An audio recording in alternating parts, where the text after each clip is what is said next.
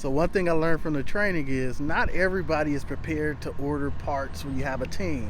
So in this video, I'm going to walk through exactly how we order our parts and how we get them directly to our technicians, to the office, and just in time for the customers to take care of everything and get their appliances up and running.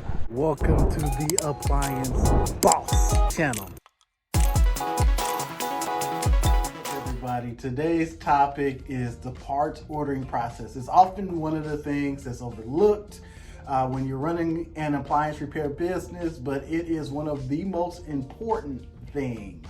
Okay, so I'm just going to run through some key things when you're putting together your parts purchasing process based on what I use and how we do things.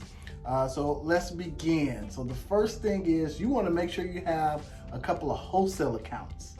So there's major parts suppliers. So we use a few: Marcone, Encompass, Coach Appliance Parts. There are just a few of them that we use. And what they allow us to do is, one, they have vendor net 30 accounts. Two, you get discounted parts pricing. So you won't be paying retail as if you're walking into a store and then just purchasing direct a retail product. So we get a wholesale price.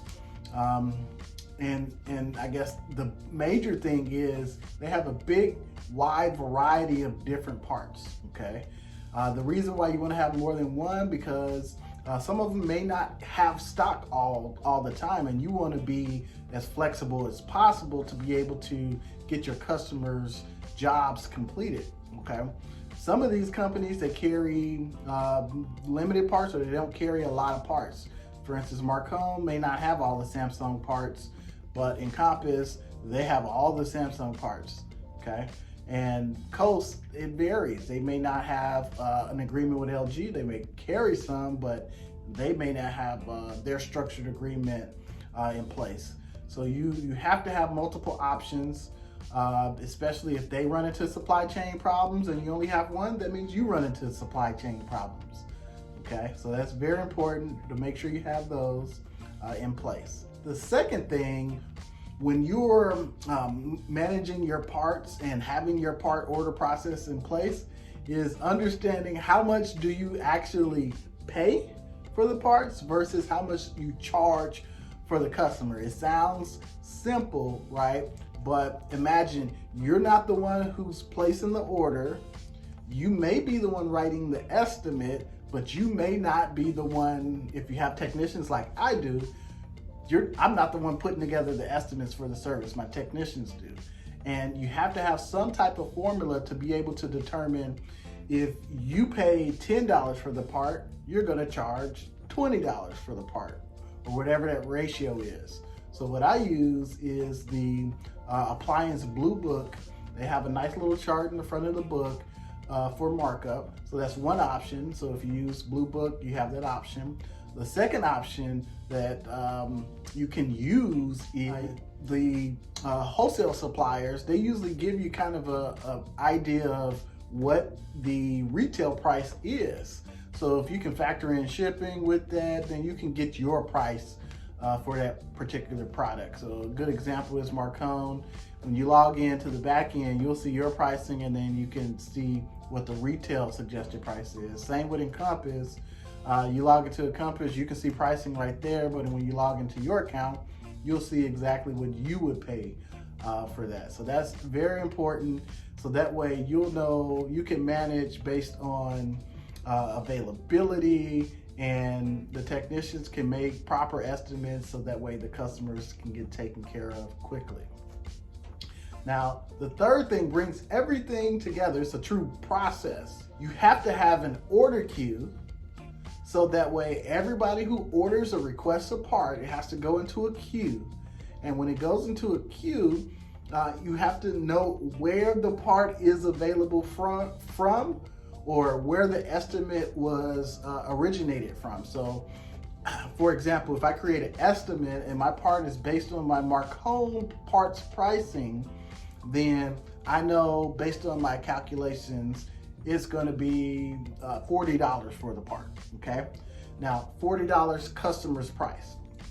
Now, if I have to go and order the part from somewhere else, now, because it's all in a queue and I can get it from another place at a better price, and it's still going to be available in the same time frame, that bulk queue where all the parts go to, that allows the person who's doing the orders to make it nice and easy to make that determination and get that extra value, save an extra $1 for your company.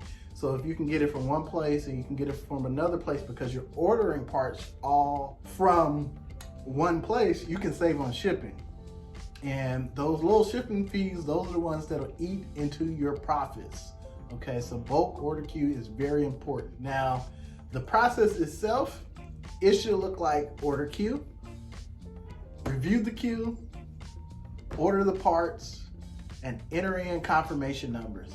And that queue should be accessible to everybody who, especially your CSR team, because they'll get calls about where the parts are located. So you can have order numbers, tracking numbers that can be updated for customers, or you can proactively, if you have an automated system where you enter in a tracking number, it'll send a text message or email direct to your customer to let them know about your parts updates.